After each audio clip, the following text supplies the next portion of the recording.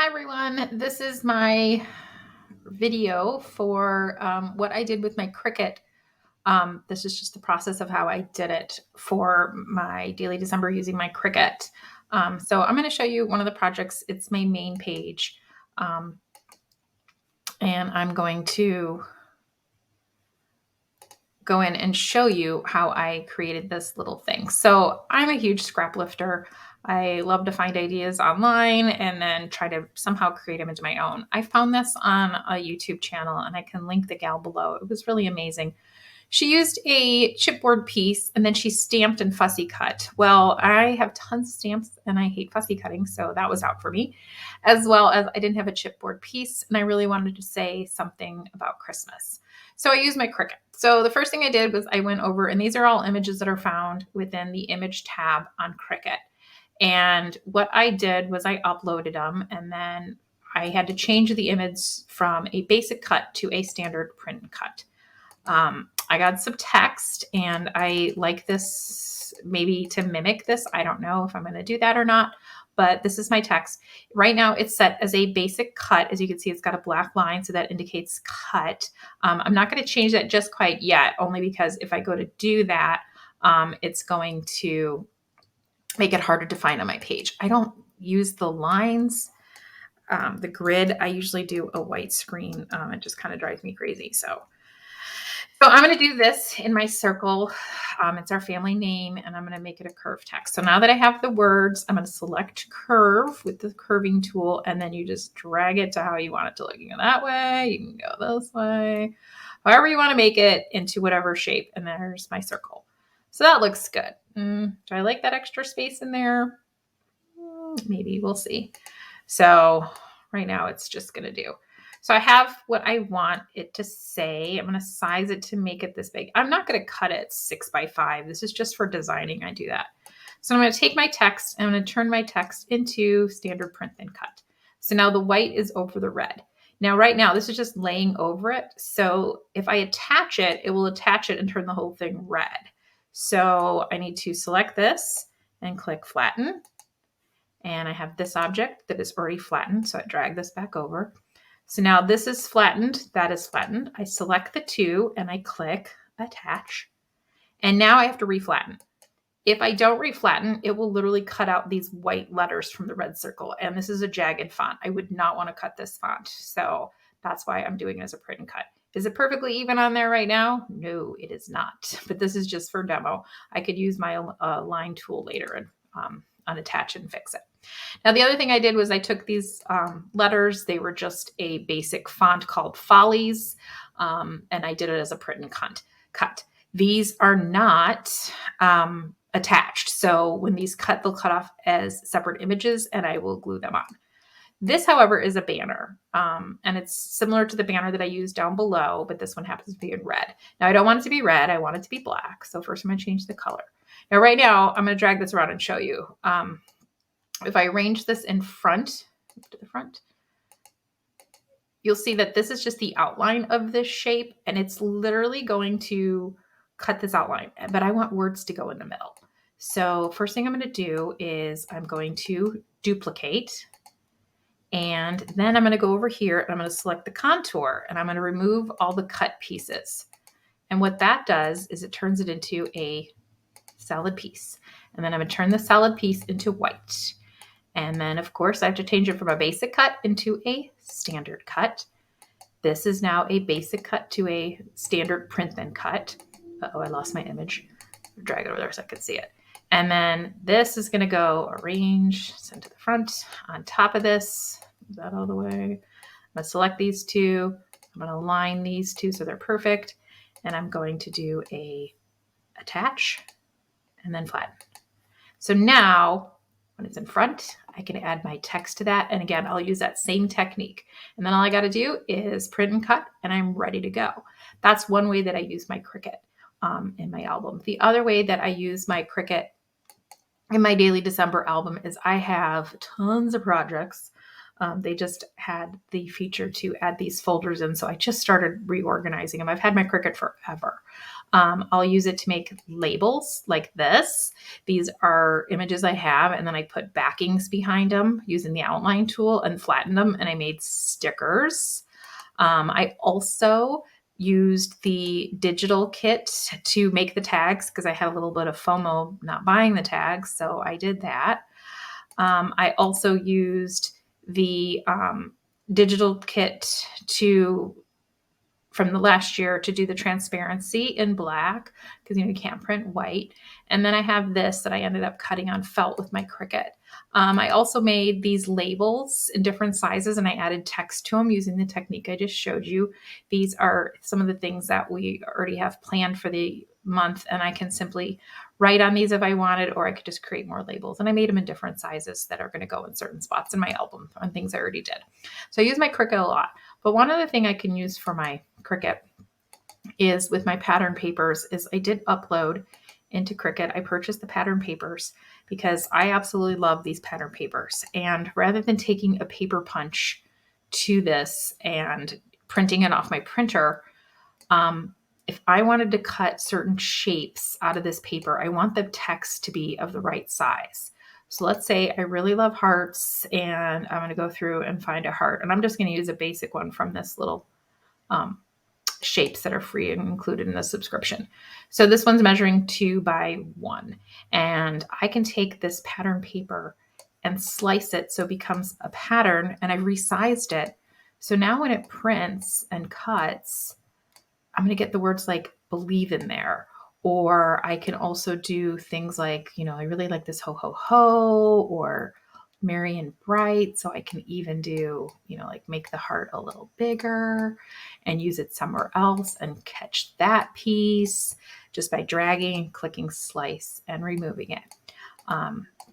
So I have that. So now I have merry and bright, and then I can just shrink that down. But the text that way kind of fits the shape rather than having this 8 by 10 paper being just huge. I can also make a tag out of these if I wanted and kind of get that paper to mirror. So that's why I like using the digital products with Ali Edwards as well as the physical ones, because I can turn these beautiful papers into any type of shape I want. I could even make one of my ornament shapes and cut it out, especially these wonderful words or these little icons, this pattern. I have a lot of Ali Edwards uploaded in here. And it's nice because when you upload our images, they all come in as AE. So if I needed to search my uploaded, I can literally put AE and then it's going to give me a lot of my Ali Edwards stuff.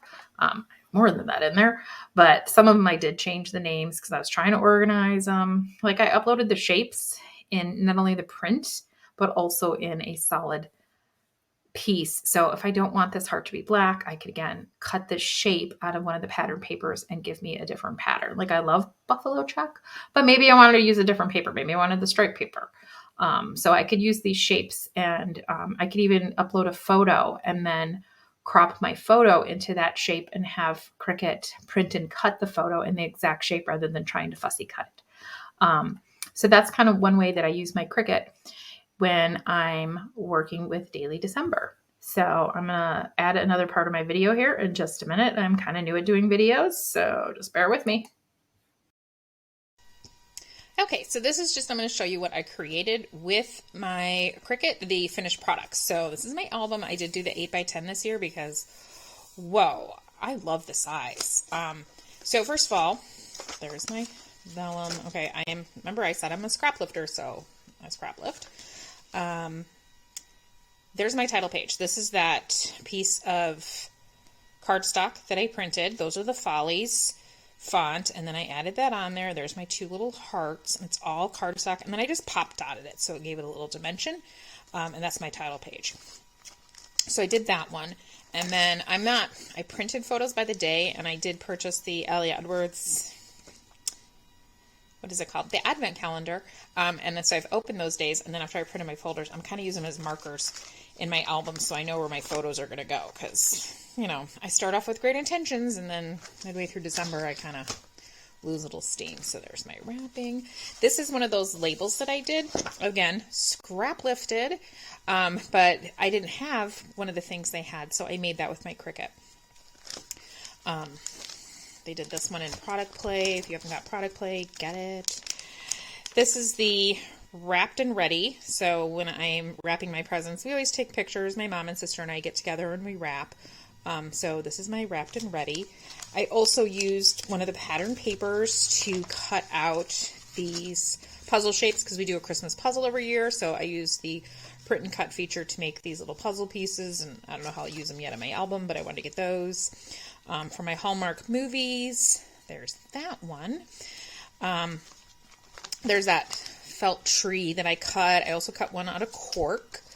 I can cut cork with it. I just haven't learned how to use. So Cricut came out with a tool, which I own. I just haven't played with it, that will do like engraving and stuff, and foil embossing. I have the Mink, so I tend to use that, but I haven't gotten to the Cricut's realm of that, only because I have the Glowforge.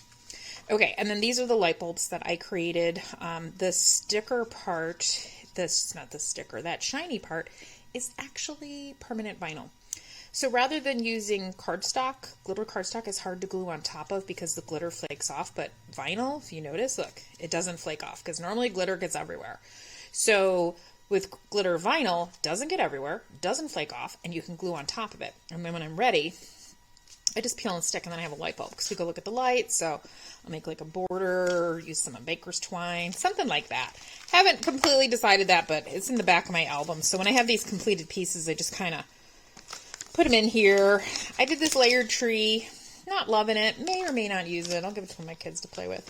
So when I'm done with my little items that I've done, and I know where they want to go, like I want those pieces on my puzzle, I'm just going to put them in here for later. So even if I don't use a lot of the 10 by 8 pages, I like them for storage inside my album. So I bought an extra pack just to store my other stuff. The materials that I used, I mentioned I had a Glowforge. I did those acrylic pieces. Allie Edwards had this in her kit with a little tag on it. Love it, but there's only one. Made me sad. I love it. I want it in a couple spots. So I cut these on my Glowforge, and I actually sell them in my Etsy store because they're cute. And I'm obsessed. Look how thin they are too. So they're not too bulky. But my products that I use, this is a cheap cardstock I get on Amazon, a big giant pulp of it, but it's thin enough to go through your printer, but thick enough.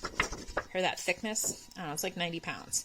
But it doesn't get jammed because some printers can't handle a 90 pounds. So you got to check that with your printer. This is the glossy stickers that I use, and they come out looking just like this. They don't smear. The ones that I'm linking print inkjet or laser. So if you do the inkjet though, let them dry for a good 30 minutes before you touch them. Learned that one the hard way. Laser you can touch right away and they don't smear, but these are these fun little stickers. So I got the glossy.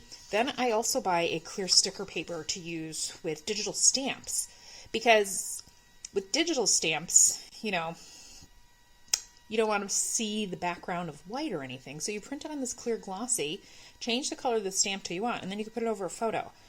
The only thing you can't print is, of course, white again, but an off beige always looks fine. And then we have this craft sticker paper.